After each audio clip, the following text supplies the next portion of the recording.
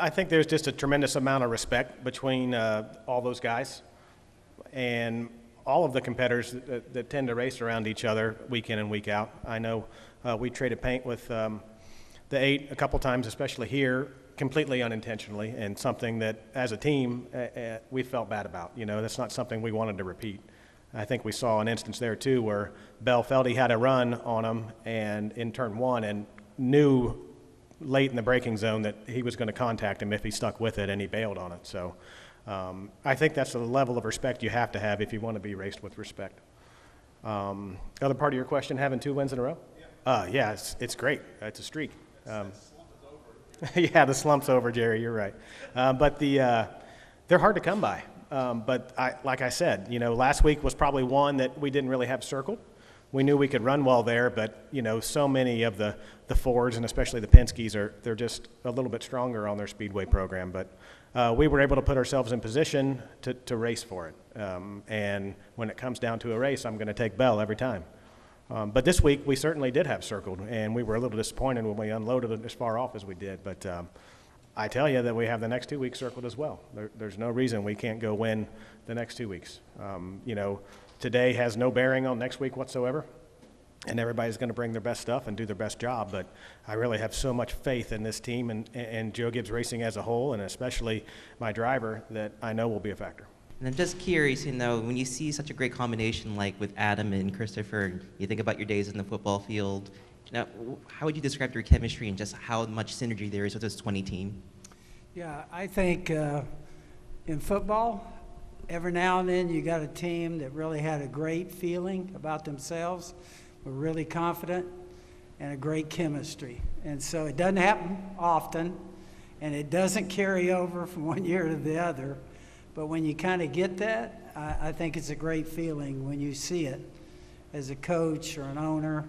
And I think that's what we have with the 20 team. Adam, great leader, I think. And I think he's got a young guy there that's gaining confidence. And I think the whole team, the pit crew, I do think it's hard to put everything together in Cup.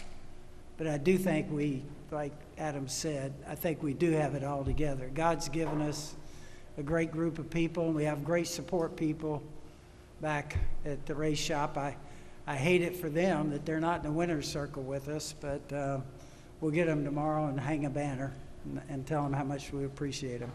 I was curious, from your perspective, like how aware are you of which drivers are behind you in those closing laps?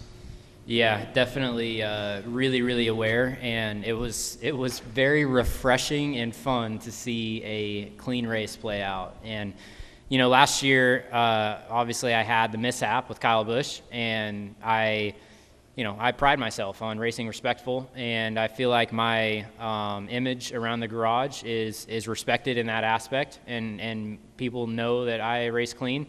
And William repaid that today. He ran extremely hard, but fair and clean, and we saw a heck of a race out of it.